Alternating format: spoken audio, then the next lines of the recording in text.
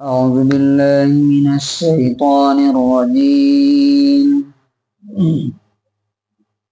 بسم الله الرحمن الرحيم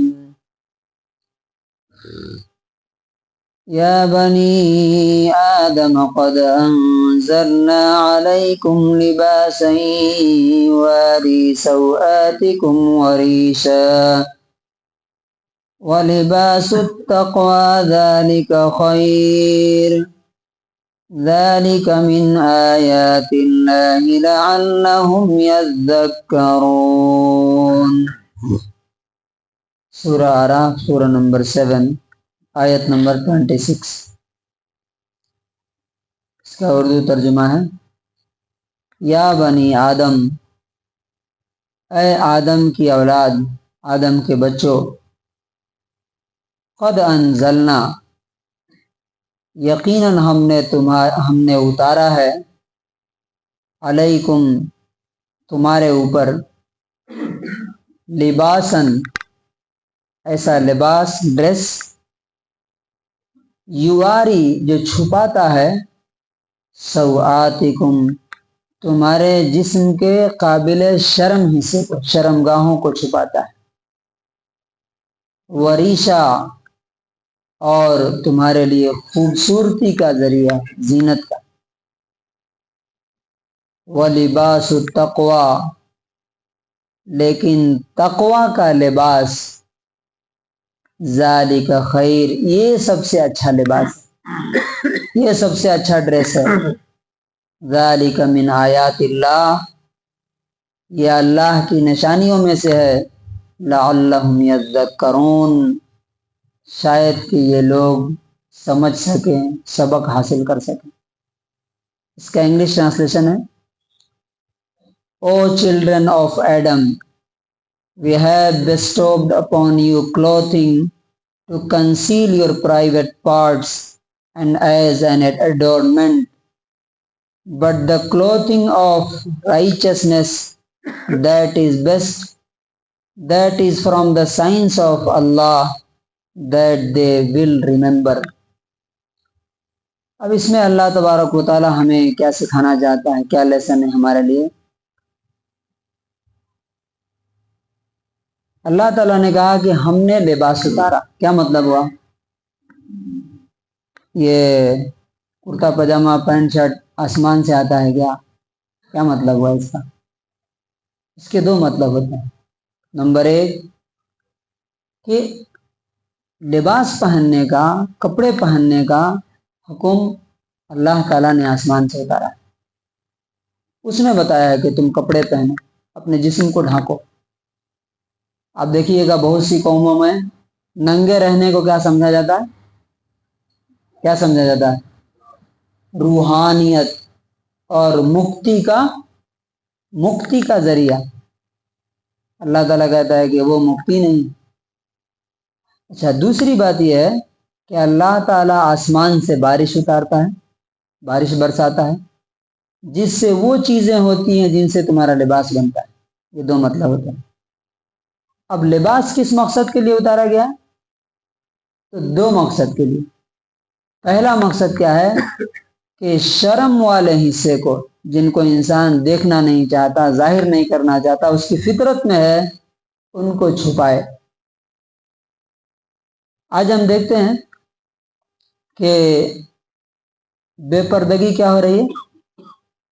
جسم کے جو حصے چھپانے کے لائق تھے، جن کو اللہ تعالیٰ نے کہا، وہ چھپائے جا رہے ہیں کہ اور ننگے ہوتے جا رہے ہیں اور کھلتے جا رہے ہیں۔ ایسا لباس شیطان نے جس طرح سے آدم علیہ السلام کو، حوا کو جنت میں لباس کروا دیا تھا، پہلا حملہ اس نے کہاں کیا؟ وہیں پر۔ آج اسی طرح ان کی اولاد کو اس نے کیا کیا؟ ننگا کر رہا ہے۔ آپ اسکولوں کا ڈریس دیکھیے، آپ شادیوں میں دیکھیے، پارٹیوں میں دیکھیے، روڈ پر دیکھیے، شرم سے انسان کا نگاہ پانی جھکانا پڑتا ہے۔ اچھا، یا بنی آدم کہہ کے جو بولا اللہ تعالیٰ نے، اس میں بھی بہت بڑا پوائنٹ ہے۔ کیا؟ اب دیکھیے گا کہ آج بھی، پہلے کے زمانے میں بھی، لوگ اپنے بیٹوں کو، اپنے بچوں کو بتاتے ہیں کہ دیکھو فلاں ہمارا دشمن ہے، اس نے ہمارا یہ نقصان کیا ہے، تم اس سے بچ کے رہنا۔ اللہ تعالیٰ آدم کے بیٹوں بولا، انسان نہیں بولا، کہ جس طرح آدم سے اس نے دشمنی کی تھی اور ان کو لباس اتروا کے جنت سے نکلوایا، اسی طرح سے تم اس سے ہوشیار رہنا کہ کہیں تمہارے ساتھ بھی ایسا نہیں کر دے۔ اور ایسا اس نے کیا کیا ہے کہ نہیں؟ مسلم نان مسلم سب کے لباس، سب کے ڈریس، آپ اگر ایک اسلامک لباس ڈھونڈنے جائیں مارکیٹ میں، میرا پرسنل تجربہ ہے، پوری مارکیٹ گھوم لیجیے نہیں ملے گا۔ یہ آستین کیسے ملتے ہیں؟ پورا ٹرانسپیرنٹ دکھتا ہے، چست۔ تو سب سے پہلا حکم جو ہے شرم گاہوں کو ڈھانکنے کا، شرم والے سے۔ اور دوسرا کیا؟ وریشا، خوبصورتی کا ذریعہ۔ آپ دیکھیے کوئی بھی جانور جو ہے، کسی بھی، اللہ تعالیٰ نے اتنی مخلوقات بنائی، کہتے ہیں 18 لاکھ اسپیشیز مطلب دنیا میں اب تک جو ہے ڈسکور ہو چکی، یہ بہت پہلے کی بات ہے، آپ پتہ نہیں کتنے ہیں۔ ان میں صرف ایک انسان ہے جس کو یہ آپشن ہے، کیا؟ کپڑے پہننے کا، ورائٹیز کے ساتھ، خوبصورتی کے لیے۔ اللہ تبارک و تعالیٰ کہتا ہے کہ یہ اللہ نے تمہارے لیے اسپیشل بنایا۔ اچھا، لباس کرتا کیا ہے؟ انسان کو تکلیف سے بچاتا ہے، ٹھنڈی سے، گرمی سے۔ لباس میں ہر وہ چیز آتی ہے جو پہنی جائے، چاہے جنگوں میں پہنی جائے، جیسے بلٹ پروف جیکٹ پہنتے ہیں، یا پہلے زمانوں میں لوگ لوہے کا زرہ پہنتے تھے، یہ سب چیزیں لباس میں آتی ہیں۔ اللہ تعالیٰ کہتا ہے وَلِبَاسِ، یہ ایک بات ہوئی۔ دوسری بات یہ ہوئی وَلِبَاسُ التَّقْوَىٰ ذَلِكَ خَيْرٌ، تقوی کا لباس سب سے بہتر ہے۔ تقوی کسے کہتے ہیں؟ God consciousness. انسان ہر اسٹیپ پر یہ سوچے کہ میرا اللہ میرے اس اسٹیپ سے خوش ہوگا کہ ناراض ہوگا، یہ ہے تقوی۔ میں اگلا جو قدم اٹھا رہا ہوں یا اللہ کے حکم کے مطابق ہے یا اس کے اگینسٹ ہے، یہ تقوی ہے۔ اللہ تعالیٰ کہتا ہے کہ یہ جو ٹیمپرری لباس ہے تمہارے جسم پہ، یہ تو اتر جائے گا، موت کے ساتھ ساتھ کیا ہوتا ہے؟ اتار لیا جاتا ہے کہ نہیں؟ سونے کا بھی کوئی پہن کے رکھے، سب اتار لیا جاتا ہے، لیکن اصل لباس جو نہیں اترے گا کبھی انسان کے جسم سے، جو دنیا میں بھی انسان کو خوبصورت بنا۔ آپ دیکھیے ایک متقی، پرہیزگار، گاڈ کانشس آدمی کو انسان لوگ بھی کتنی عزت دیتے ہیں، اللہ کتنا عزت دیتا ہے دنیا میں بھی، اور مرنے کے بعد تو ساری عزت کس کے لیے ہے؟ جہنم سے پروٹیکشن کس کے لیے ہے؟ وہاں کی نعمتیں کس کے لیے ہے؟